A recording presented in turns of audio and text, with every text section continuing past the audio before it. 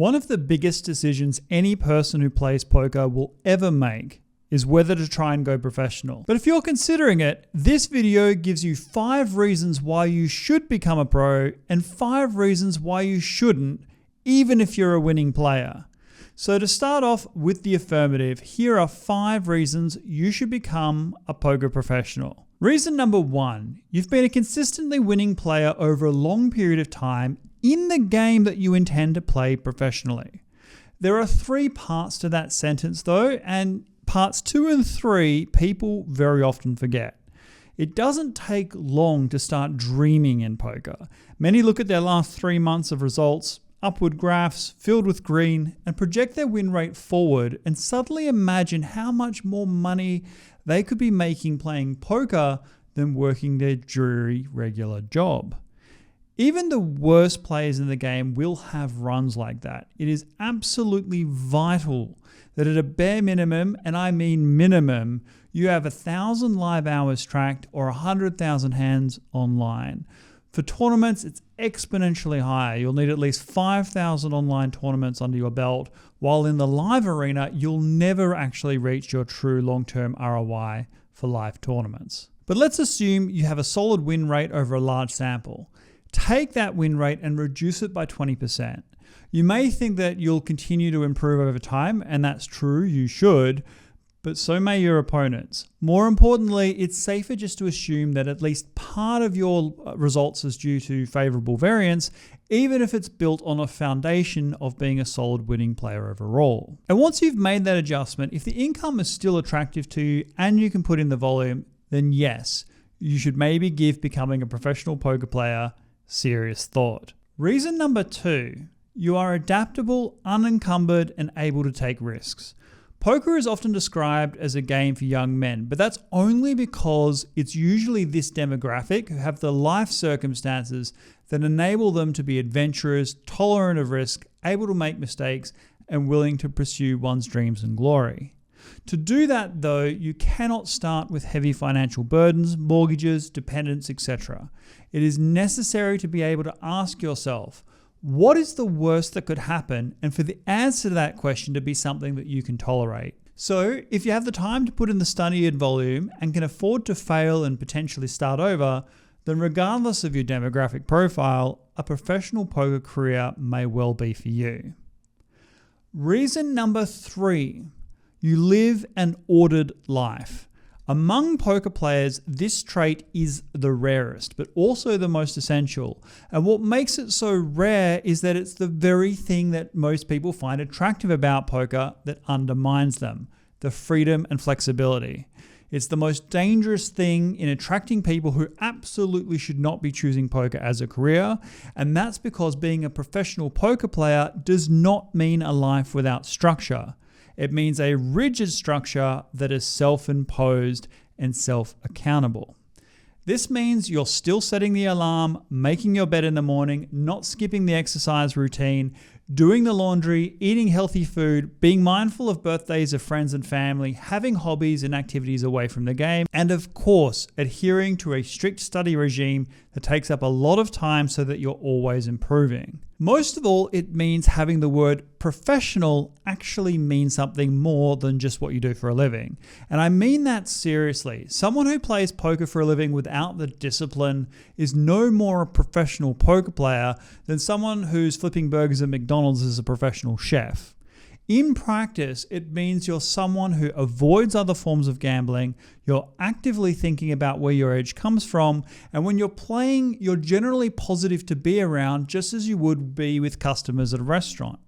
In your personal time, you're able to make sacrifices and say no to fun things when the games are good.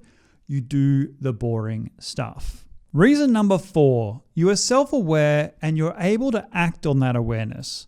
One of the things that makes Phil Ivey one of the best ever is his ability to play absurdly long hours when he knows he has an edge, but to get up and leave when his opponents are playing well. Most people will play better when they're winning. Most people, when they're behind, are thinking just about that session, getting unstuck, taking chances until they can stop the bleeding. Without question, the biggest killer of what would otherwise be an amazing win rate is tilt. And actually, tilt can sometimes hit pros even harder than recreational players, especially what is called entitlement tilt. This is a form of resentment whereby people feel that the game is unjust because they're more skilled and therefore in their minds they deserve to win. Thus, when a pro suffers a bad beat from a recreational or loses several flips in a row, they can start behaving worse than even a typical rec would in the same situation. Also, the fear of ruin is looming large over the heads of professionals, but aren't most recreational players. And that's just another reason it's absolutely essential to be properly bankrolled so that you can afford to take these swings without it affecting your play. But if you're someone who's mindful of their own mental state, able to take breaks when you're behind, and play long sessions when you're at the top of your game, well, you will do well as a pro. Just having the humility to get up and leave a bad game is going to be a massive asset in your poker career. And if you have more self-awareness and emotional control than your opponents, you're already basically a winning professional right now. Reason number 5, you can treat being a professional poker player as a business. Some people believe that being a professional poker player is all about your win rate. And in my taxonomy of poker influencers video, there was some intense commentary on there about how I define a poker professional. But I stand by it. Being a professional poker player is so much more than just optimal bet sizing and minimum defense frequencies. Before you go full time, you should have a business plan. You should be actively planning for and working towards new revenue streams, whether it's coaching, backing deals, sponsorships, or any myriad of other ways to make money in addition just to the hours you put in at the felt. You should have quarterly goals stretched across multiple poker domains, setting benchmarks, milestones, and activities to get there, and regularly checking in on the progress you are making. In other words, there's you, the professional poker player, but there's also you, the business person. And being a professional poker player is to own a business. This means relentless tracking of earnings, managing taxes, building relationships, learning about the industry, and getting ahead of the curve in learning new formats and identifying new markets and opportunities. The people who last and thrive as professional poker players are not just the ones who know the optimal play, it's also being the one who actively creates and prosecutes opportunities away from the table as well. And if you're someone who does that as a matter of habit and temperament, well, you're very likely to be a successful poker pro. Okay, so by now you'll have a pretty good sense of whether you fit these characteristics, or at least hopefully see the path you need to take to getting there. Now, I'm just going to give you 5 more reasons why you should become a professional poker player, and I mean these are 5 reasons that apply despite ticking all the boxes above. That is, you have the profile of a successful winning player, but you still may opt not to go pro for the following reasons. Reason number 1, where you can play is limiting and fragile. I've met plenty of people who are consistent winners down at their local casino. They have identified and exploited the tendencies in their particular pool, but the venue itself is not conducive. It may not be large with only a few tables running 4 or 5 nights a week. And if that sounds like you, then realistically, that's not going to give you enough volume to sustain a full-time career. It also makes your operating environment pretty fragile. If your casino removes a single day or increases rake, that will create a massive impact on your bottom line. And even if that doesn't happen, the fact that the hours are so rigid removes one of the biggest advantages of becoming a pro in the first place. That is the flexibility that the lifestyle brings you. So if you're in a jurisdiction where the poker options are severely limited, you should rethink becoming a poker professional, at least until you've factored in these risks into your business plan and what you're going to do about them. Reason number 2, you haven't finished your qualification. Yes, there are many stories of the champions who dropped out of their study midway through and went on to make millions playing poker. I chatted with one just the other day on this channel. But for every Daniel Cates, there's 1,000 more who were seduced by the glamour, developed unrealistic expectations, or were simply hit by variance. In the poker world, there is a massive survivorship bias.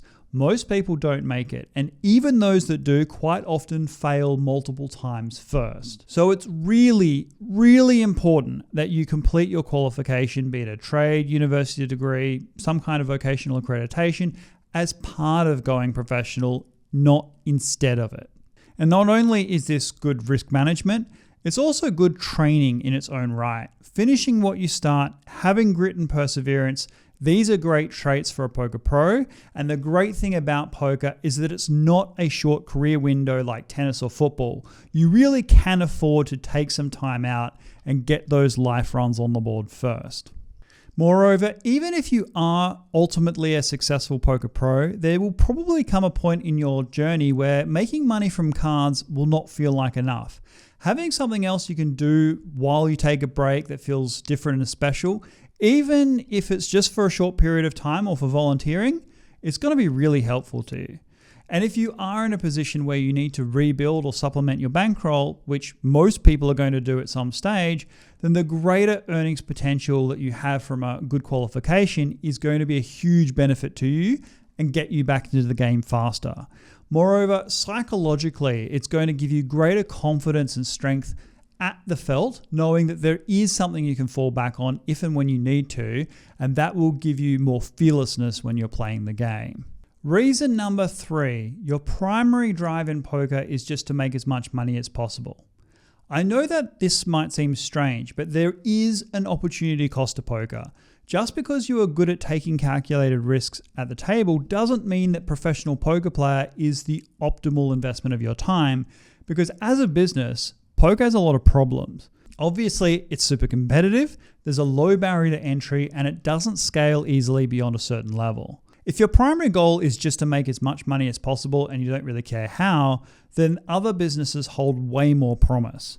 That is, businesses where the market has not been fully identified, where a savvy person can enter and reach customers in ways that are difficult for competitors to emulate, and where you can go make a lot more money long term than you can as even a top level pro.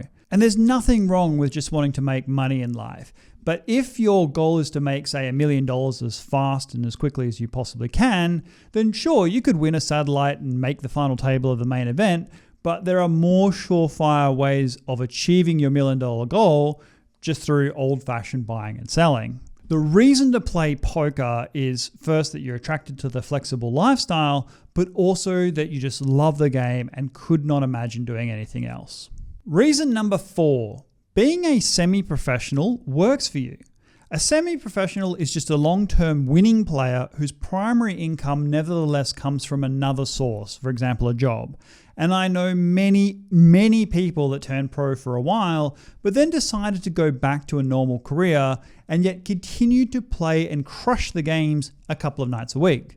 There is a lot to be said for this option. First, with a proper career, you're going to be able to get the bank loans, mortgages, insurance, relationships, and respect that are absolutely something you are giving up as a full-time professional poker player.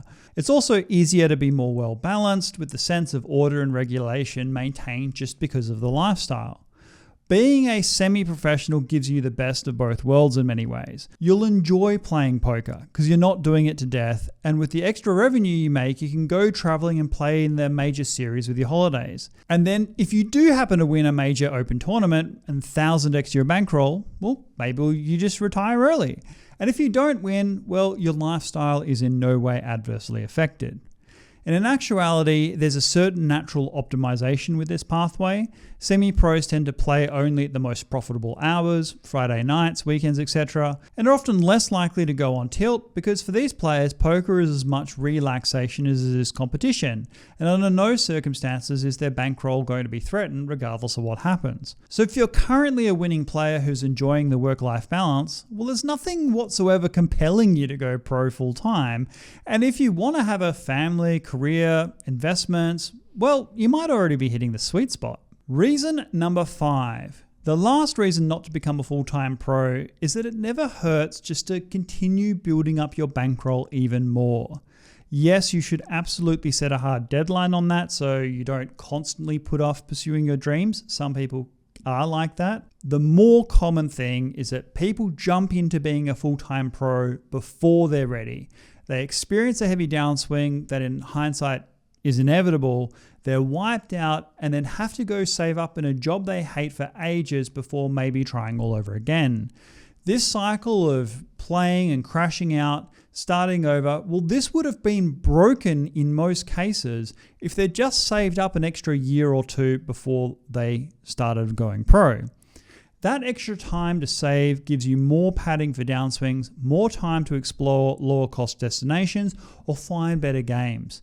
It'll give you more options to take shots later down the track when those opportunities do arise. And yes, I doubt the hard data analysis for this has been done, but I am 100% certain that the person who decides to go pro with, say, a $20,000 bankroll is more than 5 times more likely to go broke than the person who plays the same stakes but saves up $100,000 first. I know people are naturally impatient. They want to leave the job they hate. They want to live up to their potential. And you may indeed be one of the future poker greats. But if you aren't sure whether this year is the one where you finally go play full time, at least let it be the year that you're working seriously towards that goal. Put it in your calendar. How much more do you need to save? How many more courses should you finish? How many more hours of volume do you need to play at the local casino? Decide on your ideal bankroll ahead of time, and whatever that minimum is, double it or triple it. And if you can do that, strive, be disciplined, save, work hard, take the pain and do the boring stuff now, then I tell you what, you are going to be so much more ready financially, mentally, technically, spiritually for the day that you hand in your resignation than you will be if you skimp on this part, cut the corners and try and gamble your way to success. None of this is to dissuade you. The poker dream is not a mirage. Poker El Dorado is a real place, and this could well be the life for you. But just as with anything, the sinews of poker success is not fantasy and hedonism, but sacrifice, pain, and sweat. Anyway, I really hope you found this useful. I do hope that if you are a winning player, you at least consider becoming a pro. It is an incredible lifestyle. My name is Crispin. Hit the like and subscribe buttons. Is there any tips or pros and cons that I've missed here? Please leave them down below. Otherwise, I will see you next time. Thank you for watching. Goodbye.